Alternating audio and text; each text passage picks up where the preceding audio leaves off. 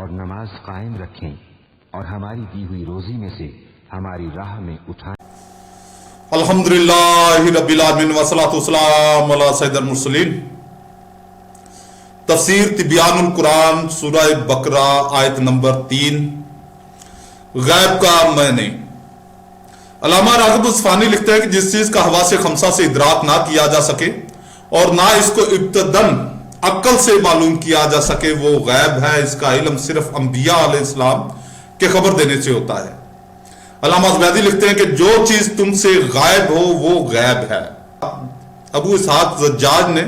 یوم نون بالغیب کی تفسیر میں کہا ہے جو چیز متقین سے غائب تھی اور نبی صلی اللہ علیہ وسلم نے ان کو اس کی خبر دی وہ غیب ہے، جیسے مرنے کے بعد اٹھنا، جنت، دوزخ اور ہر وہ چیز جو ان سے غائب تھی اور نبی صلی اللہ علیہ وسلم نے ان کو اس کی خبر دی وہ غیب ہے۔ آیت مذکورہ میں غیب کا مصداق۔ علامہ قرطبی لکھتے ہیں اس جگہ غیب کے مصداق میں مفسرین کا اختلاف ہے۔ گروہ نے کہا اس آیت میں غیب سے مراد اللہ سبحانہ ہے، ابن العربی نے اس کو ضعیف قرار دیا ہے۔ دوسرے مفسرین نے کہا اس سے مراد قضاء و قدر ہے، ایک جماعت نے کہا اس سے مراد قرآن اور قرآن میں مذکور غیوب ہیں۔ بعض علماء نے کہا ہر ایسی چیز جس کی طرف عقل کی رسائی نہیں ہے اور نبی صلی اللہ علیہ وسلم نے اس کی خبر دی ہے وہ غیب ہے، مثلا علامات قیامت، عذاب قبر، حشر نشر، صراط، میزان اور جنت دوزخ وغیرہ۔ ابن عطیہ نے کہا یہ اقوال متعارض نہیں ہے بلکہ ان سب پر غیب کا اطلاق ہوتا ہے۔ آیت مذکور میں مومنین بالغیب کا مصداق۔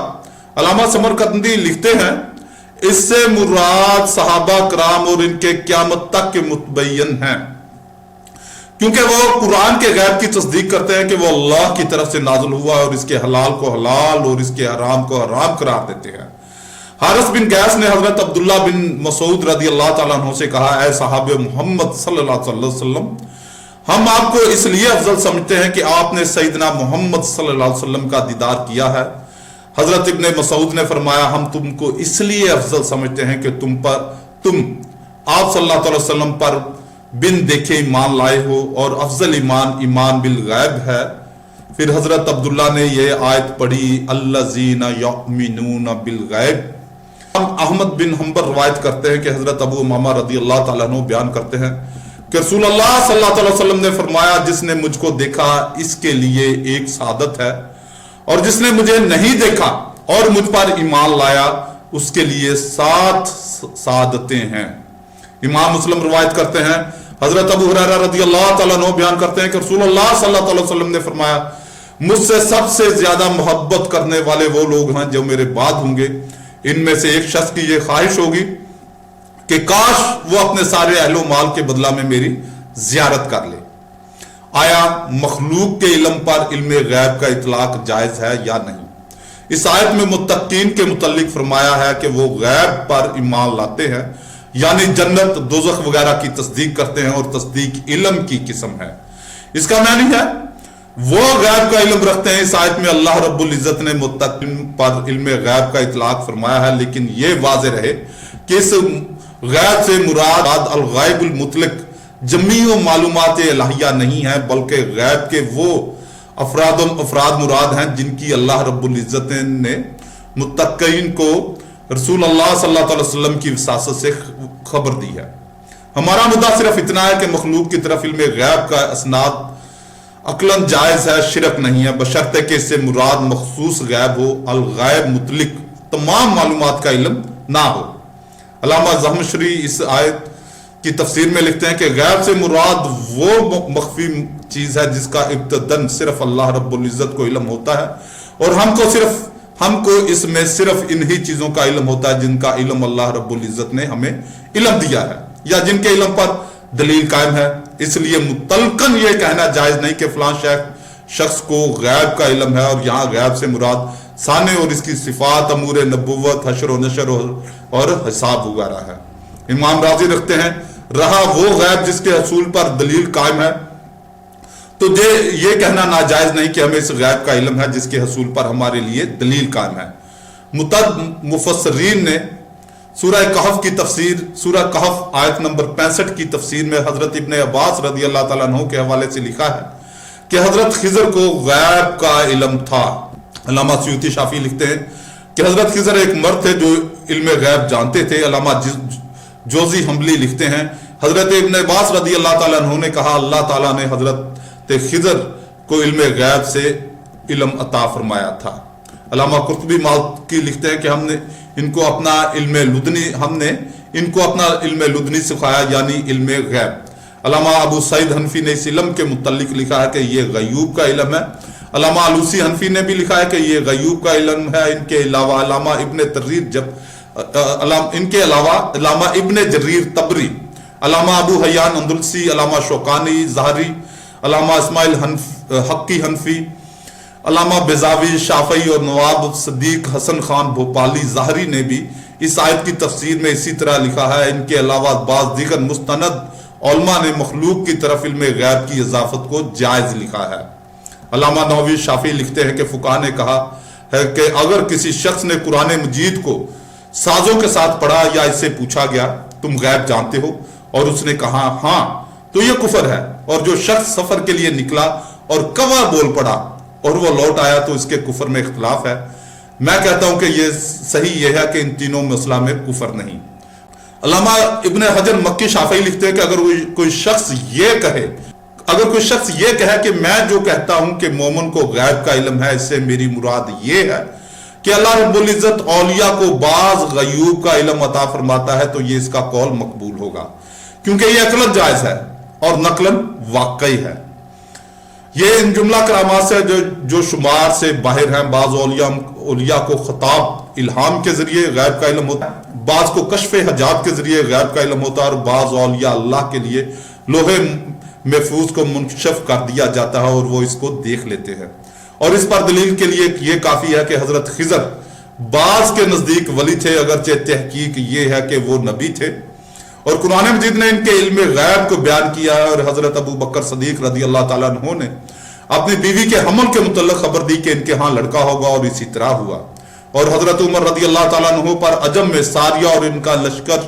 منکشف ہو گیا، اور انہوں نے جمعہ کے دن دوران خطبہ کہا اے ساریہ پہاڑ کی اوٹ میں ہو جا۔ رسالہ کیشری اور اروارز المعارف میں بعض اولیاء کے غیب کی خبر دینے کے بہت واقعات ہیں۔ ملا علی قاری حنفی لکھتے ہیں کہ شیخ اکبر ابو عبداللہ نے اپنی کتاب معتقد میں لکھا ہے کہ ہمارا اعتقاد یہ ہے کہ بندہ اپنے احوال میں ترقی کرتا ہوا مقام روحانیت سے واصل ہو جاتا ہے، پھر اس کو غیب کا علم ہوتا ہے۔ علامہ شامی لکھتے ہیں کہ جس شخص نے ایک معاملہ میں یا چند معاملہ میں علم غیب کا دعویٰ کیا اس کی تکفیر نہیں کی جائے گی۔ علامہ نووی نے روضۃ الطالبین میں جو تکفیر کی نفی کی ہے اس کا یہی محمل ہے، جس نے تمام معاملات میں علم کا دعویٰ کیا اس کی تکفیر کی جائے گی، اور جن فقہاء نے علم غیب کے مدعی کی تکفیر کی ہے اس کا یہی محمل ہے۔ علامہ شامی لکھتے ہیں کہ علامہ ابن حجر مکی نے کہا کہ قرآن مجید کی جن آیتوں میں اللہ کے غیر سے علم غیب کی نفی کی گئی ہے وہ اس کے منافی نہیں ہے، کیونکہ انبیاء اور اولیاء کا علم اللہ رب العزت کے اعلام خبر دینے سے ہے، اور ہمارا علم ان کے اعلام سے ہے، اور یہ اللہ تعالیٰ کے اس علم کا غیر ہے جس کے ساتھ وہ متفرد ہے، کیونکہ اللہ تعالیٰ کا علم اس کی صفات قدیمہ ازلیہ اور دائمہ ابدیہ میں سے ایک صفت ہے جو علامت حدوث تغیر اور نقائص سے منزہ ہے، بلکہ وہ علم وحدہ ہے جس سے اس کو تمام کلیات اور جزئیات اور ما کانا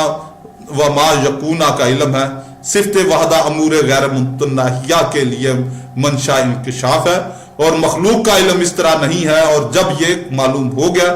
تو اللہ تعالیٰ نے جس علم کے ساتھ اپنی مدح کی ہے اور فرمایا ہے کہ اس کے علم میں کوئی اس کا شریک نہیں ہے اور اس کے سوا کوئی غیب کو نہیں جانتا،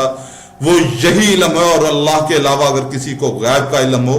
تو اس کو اللہ تعالیٰ کے اعلام اور اس کی اطلاع سے چند جزیات کا علم ہے، اور اس وقت مطلقاً یہ نہیں کہا جائے گا کہ ان کو غیب کا علم ہے، کیونکہ ان کے پاس ایسی کوئی صفت نہیں جس کے ساتھ وہ مستقلاً علم غیب کو حاصل کرنے پر قادر ہوں، نیز ان کو از خود علم نہیں ہوتا، ان کو علم دیا جاتا ہے اور وہ غیب مطلق کو نہیں جانتے، اور ان کو جس چیز کا علم دیا جاتا ہے اس میں فرشتے اور دوسرے بھی ان کے شریک ہوتے ہیں، اور اللہ تعالیٰ کا انبیاء اور اولیاء کو بعض غیوب کی خبر دینا کسی وجہ سے محال کو مستلزم نہیں ہے، اس لیے اس کا انکار کرنا اناد کے سوا کچھ نہیں۔ اور علامہ شامی لکھتے ہیں کہ حاصل بحث یہ ہے کہ اللہ سبحانہ وتعالی الغیب المطلق کے علم کے ساتھ متفرد ہے، جو تمام معلومات کے ساتھ متعلق ہے، اور وہ اپنے رسولوں کو ان بعض غیوب پر مطلع فرماتا ہے جو ان کی رسالت کے ساتھ متعلق ہوتے ہیں۔ ان کو یہ اطلاع وحی صریح کے ذریعے حاصل ہوتی ہے جو واضح اور جلی ہوتی ہے، اور اس میں کوئی شک نہیں ہوتا، اور یہ اس کے منافی نہیں ہے کہ وہ اپنے بعض اولیاء کو بھی بعض غیوب سے مطلع فرمائے، اور یہ اطلاع انبیاء علیہ السلام کی اطلاع سے کم مرتبہ کی ہوتی ہے۔ بہرحال اللہ تعالیٰ کے ساتھ جو غیب مختص ہے وہ الغیب المطلق ہے، اور بندہ جس غیب کا مدعی ہوتا ہے وہ غیب حقیقی نہیں ہوتا، کیونکہ وہ اللہ تعالیٰ کے اعلام اور اس کی اطلاع سے ہوتا ہے۔ امام احمد رضا قادری رحم اللہ لکھتے ہیں کہ جب علم جب کہ متعلق بولا جائے، خصوصاً جب کہ غیب کی طرف مضاف ہو، تو اس سے مراد علم ذاتی ہوتا ہے۔ اس کی تشریح حاشیہ کشاف پر میر سید شریف رحم اللہ نے کر دی ہے، اور یہ یقیناً حق ہے۔ کوئی شخص کسی مخلوق کے لیے ایک ذرہ کا بھی علم ذاتی مانے یقیناً کافر ہے۔ امام احمد رضا خان رحمۃ اللہ علیہ فرماتے ہیں کہ کوئی شخص کسی مخلوق کے لیے ایک ذرہ کا بھی علم ذاتی مانے یقیناً کافر ہے۔ علامہ میر سید شریف نے حاشیہ کشاف پر لکھا ہے کہ غیر اللہ کی طرف متلقن علم غیب کی نسبت کرنا اس لیے جائز نہیں کہ اس سے متبادر ہوتا ہے کہ وہ شخص ابتدا اور از خود علم غیب رکھتا ہے، لیکن جب مقید کر کے یوں کہا جائے کہ اللہ تعالیٰ نے اس کو علم غیب دیا ہے یا اللہ تعالیٰ نے اس کو غیب پر مطلع کیا ہے تو کوئی حرج نہیں۔ نیز امام احمد رضا قادری رحم اللہ لکھتے ہیں کہ علم غیب نے عقیدہ یہ ہے کہ اللہ تعالیٰ نے حضور صلی اللہ علیہ وسلم کو علم غیب عطا فرمایا۔ برابری تو درکنار میں نے اپنی کتابوں میں تصریح کر دی ہے کہ اگر تمام اولین و آخرین کا علم جمع کیا جائے تو اس علم کو علم الہیہ سے وہ نسبت ہرگز نہیں ہو سکتی جو ایک قطرہ کے کروڑویں حصہ کو کروڑ سمندر سے ہے۔ یہ نسبت متناہی کے ساتھ ہے، اور وہ علم الہی غیر متناہی ہے۔ غیر متناہی کو متناہی سے کیا نسبت ہو سکتی ہے؟ قرآن کریم میں اللہ رب العزت کا سورہ جن آیت نمبر 62 میں ارشاد ہے، وہ عالم الغیب ہے تو وہ اپنے غیب پر کسی کو مطلع نہیں فرماتا مگر جن کو اس نے پسند فرما لیا ہے جو اس کے سب رسول ہیں۔ اس آیت سے یہ معلوم ہوتا ہے کہ اللہ تعالیٰ صرف اپنے رسولوں کو غیب پر مطلع فرماتا ہے اور اولیاء کو غیب پر مطلع نہیں فرماتا، اور یہ کرامت اولیاء کے خلاف ہے۔ علامہ تفتزانی اس کے جواب میں لکھتے ہیں کہ اس کا جواب یہ ہے کہ یہاں الغیب سے مراد عموم نہیں ہے، الغیب میں مطلق مراد نہیں ہے بلکہ مطلق غیب مراد ہے، یعنی غیر رسول سے ہر غیب کی نفی مراد نہیں ہے، یا غیب سے مراد غیب خاص ہے، اور وہ وقوع قیامت ہے جیسا کہ سیاق کلام سے معلوم ہوتا ہے۔ اور یہ بعید نہیں کہ اللہ تعالیٰ بعض رسول ملائکہ یا رسول بشر کو وقت وقوع قیامت پر مطلع فرمائے، گویا کہ اولیاء کرام کو وقت وقوع قیامت پر مطلع نہیں فرماتا اور باقی غیوب میں سے جس قدر چاہے مطلع فرماتا ہے۔ اور اگر اس استثناء کو منقطع قرار دیا جائے تو پھر کوئی اشکال نہیں، یعنی اللہ تعالیٰ اپنے ہر غیب پر کسی کو مطلع نہیں فرماتا، اور یہ اس کے منافی نہیں کہ اللہ تعالیٰ بعض کو بعض غیوب پر مطلع فرمائے۔ اسی طرح اگر یہ کہا جائے کہ اللہ تعالیٰ بطریقہ وہی صرف رسولوں کو غیب پر مطلع فرماتا ہے تب بھی کوئی اشکال نہیں، کیونکہ اولیاء کو بطریقہ الہام غیب پر مطلع فرماتا ہے۔ خلاصہ یہ ہے کہ مخالفین کا استدلال اس پر قائم ہے کہ یہ کلام عموم السلب کے لیے ہو، یعنی اللہ تعالیٰ اپنے غیب میں سے کسی چیز کو کسی فرد پر ظاہر نہیں فرماتا، اور یہ لازم نہیں۔ علامہ علوسی حنفی لکھتے ہیں کہ حق کی آنکھ سے کل کا مشاہدہ کرنا غیب ہے۔ کبھی قرب نوافل کی وجہ سے بندہ پر کرم ہوتا ہے اور حق کے سبحانہ اس کی آنکھ ہو جاتا ہے جس سے وہ دیکھتا ہے، اور اس کے کان ہو جاتا ہے جس سے وہ سنتا ہے، اور قرب فرائض کے بعد وہ اور ترقی کرتا ہے، پھر وہ وہاں ایسا نور ہو جاتا ہے کہ اس کے لیے غائب شہود ہو جاتا ہے، اور جو چیزیں ہمارے سامنے سے غائب ہوں وہ اس کے سامنے حاضر ہو جاتی ہیں، اور اس کے باوجود جو شخص اس مقام پر واصل ہو میں اس کے حق میں کہنا جائز نہیں قرار دیتا کہ اس کو غیب کا علم ہے۔ اللہ رب العزت سورہ نمل آیت 65 میں ارشاد فرماتا ہے کہ فرما دیجئے اللہ کے سوا آسمانوں اور زمین میں کوئی بھی بذات خود غیب کو نہیں جانتا۔ نیز علامہ لوسی لکھتے ہیں کہ حق یہ ہے کہ جس علم کی اللہ تعالیٰ کے غیر سے نفی ہے، یہ وہ علم ہے جو بے ذاتے ہو اور بلا واسطہ ہو، اور جو علم خواص کو حاصل ہے وہ اللہ تعالیٰ عز و جل کے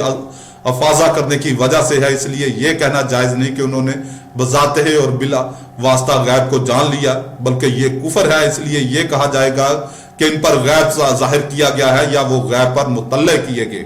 ہر چند کے عقلاً یہ کہنا جائز ہے کہ انہیں غیب کا علم دیا گیا سو انہیں غیب کا علم ہے یا وہ غیب جانتے ہیں، لیکن اس کا استعمال شرعاً جائز نہیں ہے، کیونکہ اس میں قرآن مجید کی ظاہر آیات سے تصادم اور تعارض ہے۔ اس تمام بحث کا حاصل یہ ہے کہ اللہ تعالیٰ نے اپنے بندوں کو علی حسب المراتب غیب کی خبروں پر مطلع فرمایا ہے، لیکن غیب متعلق یعنی تمام معلومات کا احاطہ کاملہ یہ اللہ تعالیٰ کے ساتھ خاص ہے، اور اسی کو غیب مطلق کا علم ہے۔ اور غیب کی جن خبروں پر اللہ تعالیٰ نے اپنے خواص کو مطلع فرمایا ان کے اعتبار سے ان بندوں کو غیب کا علم ہے، لیکن اس کو علم غیب کہنا درست نہیں ہے، کیونکہ ان کو ایسی صفت حاصل نہیں ہے جس سے ان پر ہر غیب منکشف ہو۔ یہ علامہ شامی کی بیان کردہ توجیہ ہے، اور علامہ آلوسی کی توجیہ یہ ہے کہ اگرچہ ان کو بعض غیوبات پر مطلع کیا گیا، لیکن ظاہر آیات سے تعارض کی بنا پر یہ کہنا درست نہیں ہے کہ ان کو غیب کا علم ہے، بلکہ یوں کہنا چاہیے کہ ان کو غیب پر مطلع کیا گیا ہے یا ان پر غیب ظاہر کیا گیا ہے۔ اور امام احمد رضا قادری رحم اللہ کی تحقیق یہ ہے کہ مطلقاً علم غیب بولا جائے تو اس سے علم ذاتی مراد ہوتا ہے، اس لیے یہ کہنا جائز نہیں کہ فلاں شخص کو علم غیب ہے، بلکہ یوں کہنا چاہیے کہ اللہ رب العزت نے رسول اللہ صلی اللہ علیہ وسلم پر بعض غیوب کو ظاہر فرمایا، آپ صلی اللہ علیہ وسلم کو بعض غیوب پر مطلع کیا گیا، یا آپ صلی اللہ علیہ وسلم کو غیب کی خبریں دی گئی۔ اور جن علماء اور فقہا کی عبارات میں مخلوق کی طرف علم غیب کا اسناد کیا گیا ہے، وہاں چونکہ غیب سے مراد غیب متعلق نہیں ہے، اس لیے وہ عبارات عقلاً جائز ہیں اور کفر و شرک نہیں ہے، لیکن ایسا کہنا شرعاً مستحسن نہیں ہے۔ جس غیب کی خبر دے دی جائے آیا وہ غیب رہا یا نہیں۔ ایک عام سوال یہ ہے کیا جاتا ہے کہ جب انبیاء علیہ السلام اور اولیاء کرام کو غیب کی خبر دے دی گئی تو پھر وہ غیب نہ رہا۔ اس کا جواب یہ دیا جاتا ہے کہ غیب ایک امر اضافی ہے، سو جن لوگوں کو اس کی خبر نہیں دی گئی ان کے اعتبار سے وہ غیب ہے، جیسے اللہ تعالیٰ عالم الغیب ہے، حالانکہ اللہ تعالیٰ سے کوئی چیز غائب نہیں، سو اللہ تعالیٰ کا عالم الغیب ہونا بھی اضافی ہے، یعنی جو چیز ہمارے اعتبار سے غیب ہے وہ اس کا عالم ہے۔ لیکن یہ سوال لو جواب غیب کے لغوی معنی کے اعتبار سے ہیں، غیب کے اصطلاحی معنی کے اعتبار سے یہ سوال وارد نہیں ہوتا، کیونکہ غیب کا اصطلاحی معنی ہے جو چیز حواس خمسہ عادیہ اور بداہت عقل سے معلوم نہ ہو سکے، اور جس غیب کی خبر دے دی جائے وہ پھر بھی غیب ہے، کیونکہ اس کو حواس خمسہ اور بداہت عقل سے معلوم نہیں کیا جا سکتا۔ مثلا ہم کو جنت و دوزخ اور قیامت کی خبر دے دی گئی، لیکن یہ چیزیں پھر بھی غیب ہیں، کیونکہ ہم ان کو حواس خمسہ سے معلوم نہیں کر سکتے، نہ بداہت عقل سے جان سکتے ہیں۔ اگر یہ سوال کیا جائے کہ صاحب قوت قدسیہ تو ان مغیبات کا مشاہدہ کر لیتا ہے، اس کے لیے یہ چیزیں غیب نہ رہیں، اس کا جواب یہ ہے کہ یہ چیزیں اس کے لیے بھی غیب ہیں، کیونکہ وہ بھی اپنے حواس خمسہ عادیہ سے ان چیزوں کو نہیں جان سکتا، اس نے ان کو غیر معمولی اور غیر عادی قوتوں سے جانا ہے، اور اللہ تعالیٰ کو عالم الغیب اس اعتبار سے کہا گیا ہے کہ جو چیزیں انسان حواس خمسہ عادیہ اور اس کی بداہت عقل سے معلوم نہ کی جا سکے وہ اس کا عالم ہے، کیونکہ اللہ تعالیٰ حواس خمسہ اور عقل سے پاک اور منزہ ہے۔